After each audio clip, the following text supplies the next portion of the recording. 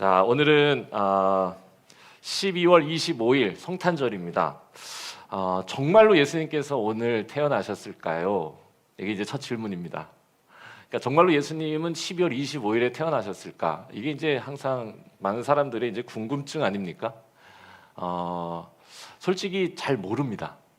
왜냐하면은 뭐 출생 신고를 하신 것도 아니고 당시에는 헤롯이 유아들을 다 이렇게 죽이는 정책을 썼기 때문에 뭐 출생 신고할 수도 없어. 당시에는 또 그런 주민등록이 있는 것도 아니니까요.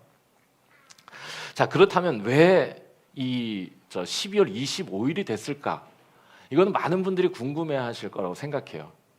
솔직히 초대 기독교에는 예수님의 탄생일에 대한 언급이 많이 나오지 않습니다.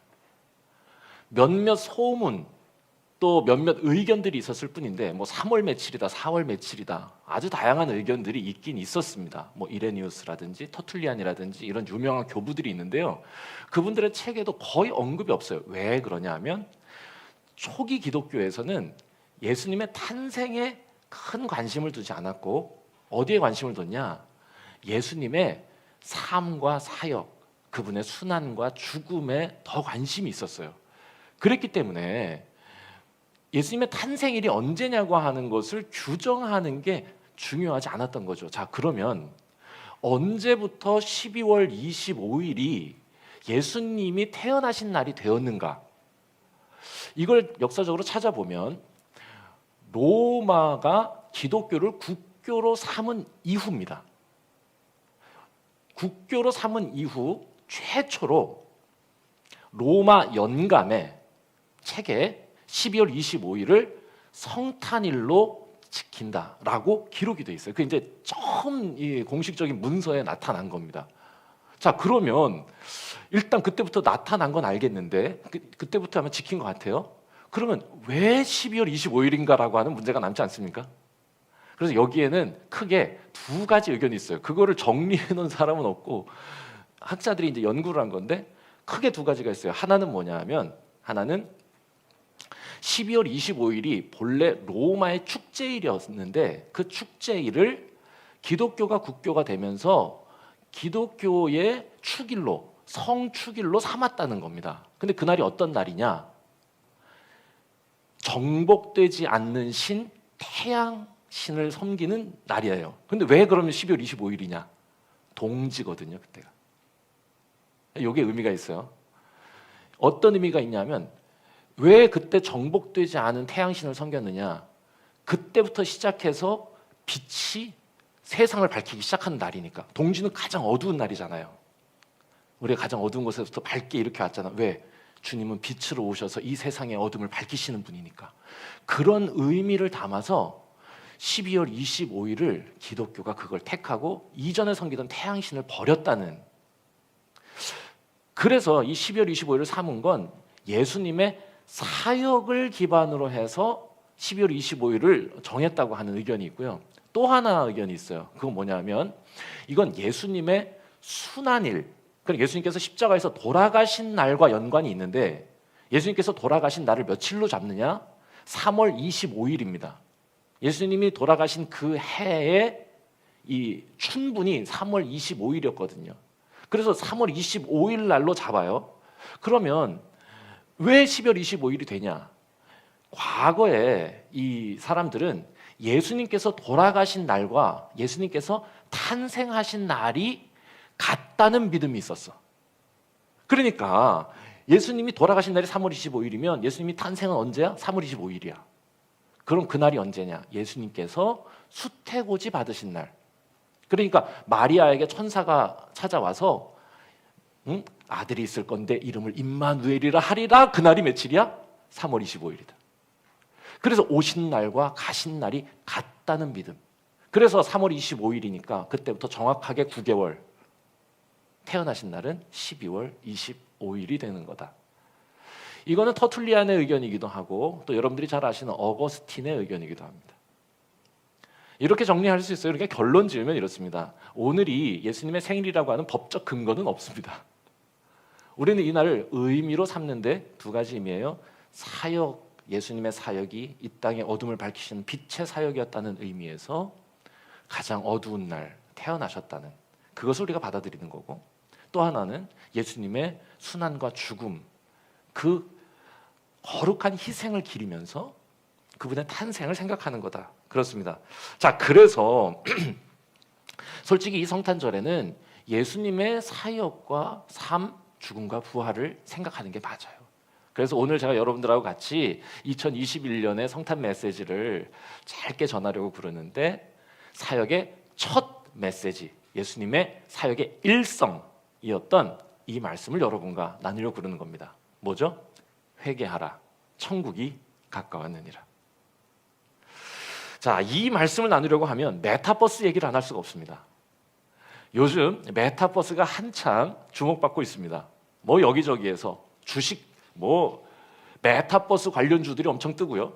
학교, 저희 대학에서도요, 메타버스에 관련된 강의를 준비하고 그 미래 상황에 맞춰서 어떻게 우리는 대응할 것인지 준비해 나가고 있습니다. 굉장히 핫한 거죠. 심지어 여러분들이 다 잘 아시는 페이스북이라고 하는 회사가 회사 이름을 메타라고 최근에 바꿨어요. 그리고는 우리는 더 이상 페이스북이 아니라 우리는 메타버스 회사로 우리는 다시 태어날 거다라고 공표를 한 거죠. 그때부터 뭐 더 난리가 난 거지. 자, 그런데 자, 이 메타버스가 뭐냐? 메타라는 말하고 유니버스라고 하는 두 단어가 합쳐진 겁니다. 그러니까 메타는 이게 라틴어에서 이 사람들은 가져왔다 그러지만 좀 이따 얘기할게요. 메타는 어떤 뜻이냐면은 그 너머라는 뜻이에요. 그럼 뒤에 유니버스는 세상. 그러니까 메타 유니버스. 이게 뭐예요? 그 너머의 세상이요. 그리고 우리가 살아가는 실제 세상 그 너머에 존재하지 않지만 존재하는 것 같은 디지털 세계를 구축하는 겁니다. 이걸 메타버스라고 그러는 거예요. 자, 제가 이 얘기를 하는 이유가 뭐냐? 여기에 쓰인 메타라는 단어 때문에 그렇습니다. 이 단어를 잘 여러분 기억하세요. 이 단어가 신약 성경에 쓰여진 헬라어로부터 가져온 겁니다. 라틴어가 헬라어에서 파생된 거거든요. 그래서 이 헬라어에서 메타라고 하는 단어를 가지고 왔는데 오늘 우리가 읽은 말씀에 이 메타라는 단어가 쓰였다는 거예요. 그래서 이걸 잘 이해해야 돼. 어디에 쓰였냐? 회개하라, 여기에 쓰였습니다. 그러니까 이 회개하라라는 단어 여기에 쓰였는데 많은 학자들이 이 번역을 좋아하진 않습니다. 왜냐하면 이 단어를 회개하라 이러면 여러분 어떤 느낌이에요? 너희들 잘못한 게 많으니까 뉘우쳐라 라고 하는 이 뉘앙스로 들리죠. 그렇게 해석할 수도 있어요. 그런데 죄를 뉘우친다는 뜻으로만 해석하기에는 좀 부족하기 때문에 학자들이 싫어한 겁니다. 실제로 이거를 회개하라라고 번역한 게 기독교 역사에 정말 큰 영향을 끼쳤습니다. 왜냐? 천국에 가기 위해서 제일 먼저 해야 될 게 뭐예요? 회개예요. 그래서요, 대형 집회의 단골 주제 뭐예요? 회개. 회개 집회, 대각성 회개 집회. 이래서 그 회개 집회에 가면은 항상 우리 뭘 준비합니까? 손수건. 기도원에서는요, 과거에 기도원 운동이 한창 열풍일 때 기도원에서 항상 내걸었던 타이틀 뭐냐? 회개 집회입니다. 회개 집회 엄청 열풍이었고 휴지 엄청 휴지가 거긴 많이 수련회 때도요 3박 4일 수련회 예전에 3박 4일 수련회 했는데 첫날 집회 저도 이제 수련회 이제 강사로 가고 이러면요 저는 첫날 회개 메시지를 잘 안 해요. 그러니까 꼭 그날은 울게 해야 좋은 강사가 되는 것 같은 부담감이 있었거든요. 그런데 과거에는 그랬어요. 첫날 집회는 뭐 해야 돼? 회개하라, 천국이 가까웠으니까. 첫날에 뭐 하는 날이에요? 각 티슈가 쫙 깔리고 회개하는 날이야. 회개의 날. 그래서 어렸을 때 심부름 하다가 돈 삥땅 친 거, 뭐 이런 거 막 회개하고 막 야한 동영상 많이 봤다 그러면서 막 펑펑 울고. 이제 그게 옛날이죠. 솔직히 이제 그때가 많이 그립기도 합니다. 왜 그러냐? 저는 이제 그게 무의미하다라고 얘기하고 싶지 않아요. 왜냐하면 그때는 정말로 하나님을 사랑하는 마음으로 주님 앞에서 그렇게 기도했던 거니까. 그리워 많이. 자, 그런데 이 단어를 그냥 눈물로 회개하라는 뜻으로만 해석하기에는 솔직히 이 단어가 가진 뜻이 훨씬 더 크다. 이 얘기를 여러분들에게 하고 싶은 겁니다. 왜냐? 여기에 이 회개하라라고 쓰여진 이 단어가 메타노에오라고 하는 단어를 쓰는데요. 여러분들이 아실 필요는 없어요. 근데 이 메타노에오는 아까도 말씀드렸지만 메타라는 말이 접두어로 붙는 거고요. 노에오가 뭐냐? 이거는 생각하다입니다. 그러면 메타가 아까 뭐라고 그랬어요? 그 너머. 이거를 초월적인이라고 얘기하기도 하지만 저는 메타라는 의미를 그 너머라고 해석하는 게 더 좋습니다. 영어를 하자면 굳이 얘기하자면 뭐 비욘드 정도 되겠죠. 그럼 두 단어를 합치면 어떻게 돼요? 비욘드 띵킹 혹은 띵크 비욘드 정도 됩니다. 그 너머를 생각해라. 이게 너무 좋습니다. 너무 좋아. 2021년 성탄 메시지는 이겁니다. 예수님께서 이 땅에 오셔서 사역을 시작하시며 어둠을 밝히시고 빛의 세계를 여시면서 처음으로 말씀하셨던 일성 뭐냐? 회개하라. 아니, 맞아요. 회개하라 맞아요. 왜? 그 너머를 생각하는 게 회개예요. 그 너머를 생각하라. 눈에 보이는 것에만 연연하며 살지 말고 그 너머를 한번 생각해봐라. 현상에만 머물러 파묻혀 살지 말고 현상 그 너머의 의미와 가치를 탐구해봐라. 그러면 가르, 바실레이아, 톤 우라논 하나님의 다스림이 가까이 올 것이다. 이게 너무 좋아. 저는 이거를 이렇게 딱딱하고 어렵게 말하는데 이걸 진짜 쉽게 말하는 노래를 제가 발견했어요. 쇼미더머니에 찬혁이 나왔습니다. 악동 뮤지션의 찬혁. 그래가지고요 거기서 뭐 불협화음인가 뭐 거기에서 자기 파트가 있는데 이 파트가 너무 저 주목을 받아가지고요 유튜브에 1시간짜리 풀로 계속 이것만 나오는 영상도 있어. 신기하게 저도 그게 그렇게 좋더라고. 자꾸 듣다 보니 이게 내용이 기가 막혀. 제가 조금 해보겠습니다. 어떻게 이렇게 하나? 안 된다. 늦새부터 힙합은 안 멋져. 이건 하나의 유행 혹은 TV쇼. 여기서부터가 중요해. 우린 돈보다 사랑이 트로피보다 철학이 명품보다 동묘 아빠 아버지 할머니 패션 쇼미더머니가 세상 망치는 중요한 건 평화 자유 사랑 이렇게 하는 겁니다. 잘하죠? 엄청 들었어. 왜 박수 쳐? 왜 그래 사람 쑥스럽게. 이야 이거요 회개하라는 말을 오늘의 언어로 풀어놓은 거다 이렇게 생각했습니다. 그렇잖아. 쇼미더머니 뭐야?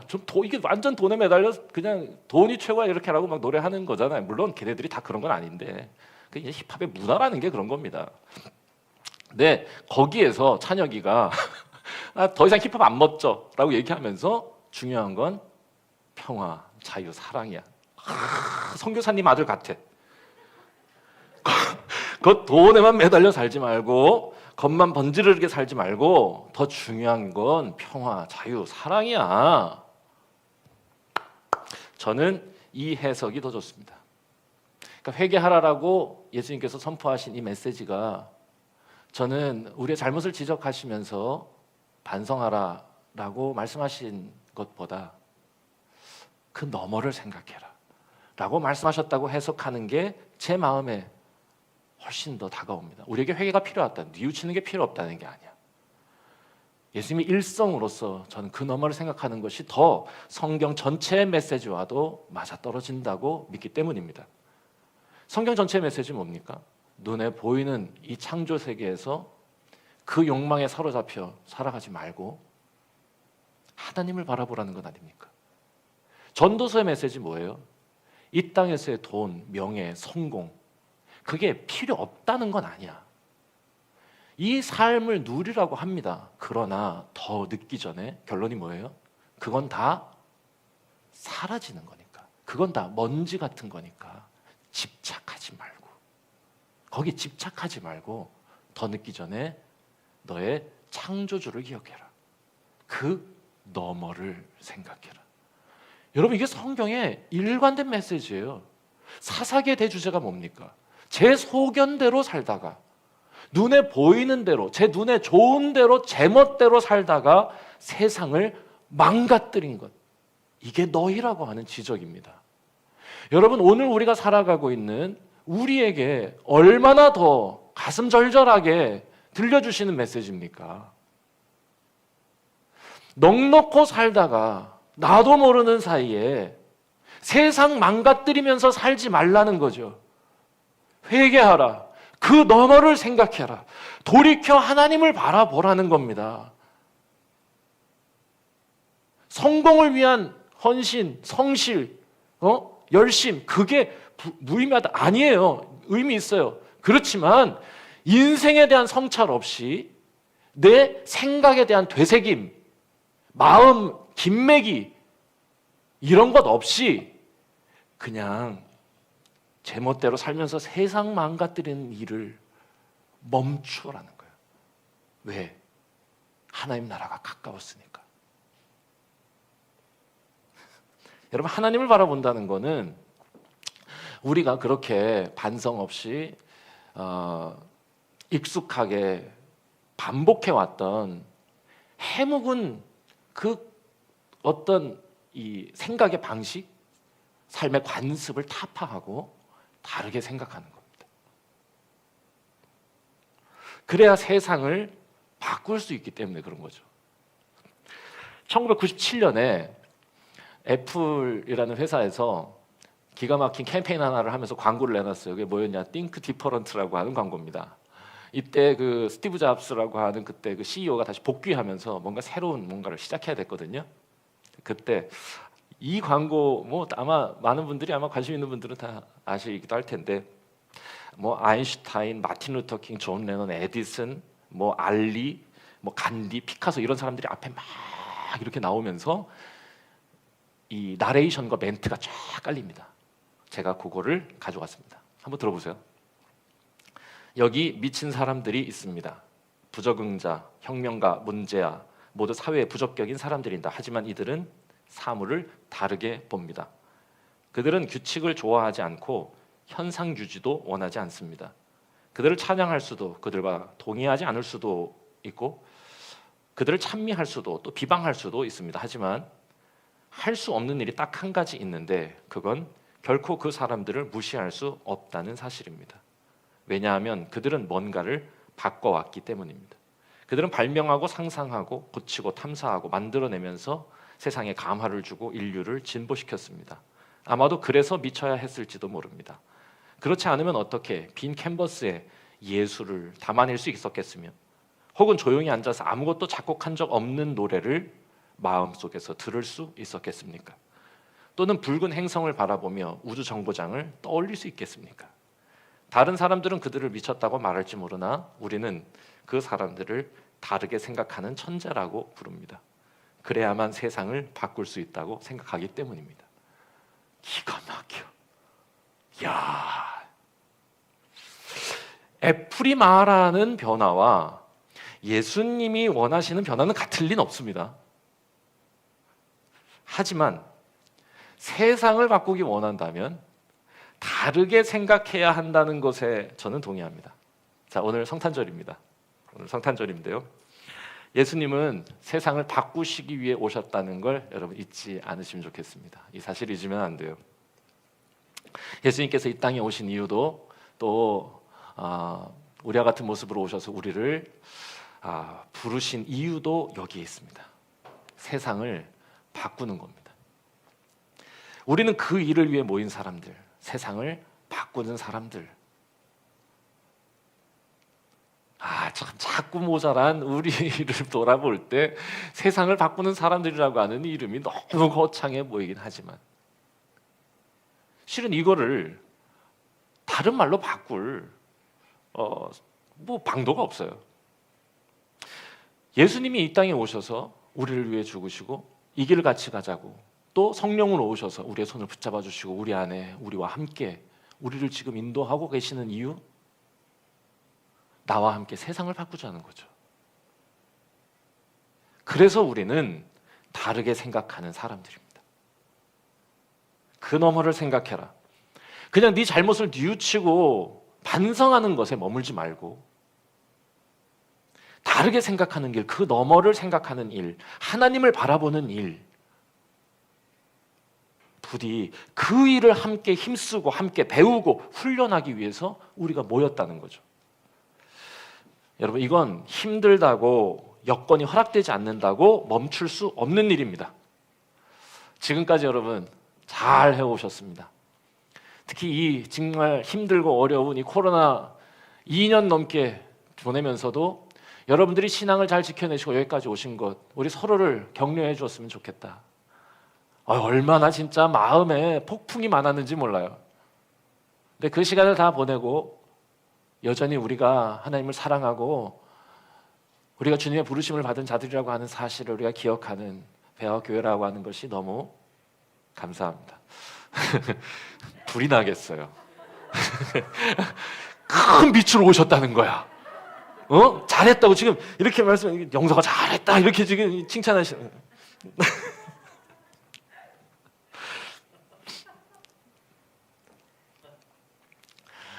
말씀 마치겠습니다.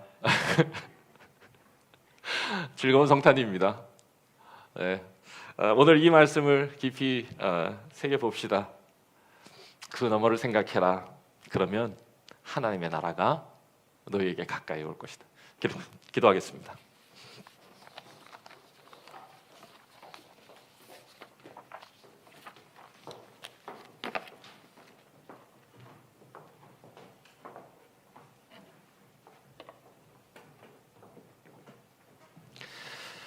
우리는 이 땅에 살아가면서 한 해 한 해 나이가 먹어갈수록 특히 이렇게 연말이 되면 더더욱 나이만 먹어갈 뿐 그 마음의 생각의 성숙이 모자라다는 걸 반성하게 됩니다.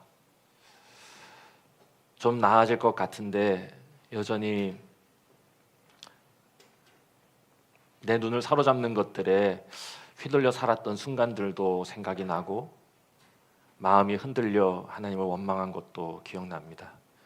주님, 이 성탄에 주님께서 우리에게 주시는 말씀을 다시 한번 되새기게 해주신 것 감사합니다. 그 너머를 생각해라. 하나님 나라가 가까이 왔기 때문이다.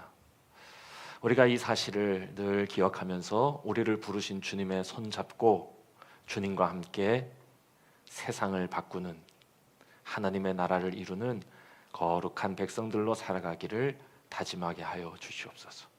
우리 배와의 가족들이 지금까지 잘해온 것 주님 칭찬해 주시고 더 마음과 생각을 다져 주님의 나라 위하여 새롭게 맞이할 한 해에도 빛 되신 주님을 향하여 한 걸음 한 걸음 내딛는 성장과 성숙의 한 해가 되게 하여 주시옵소서. 예수 그리스도의 이름으로 기도합니다.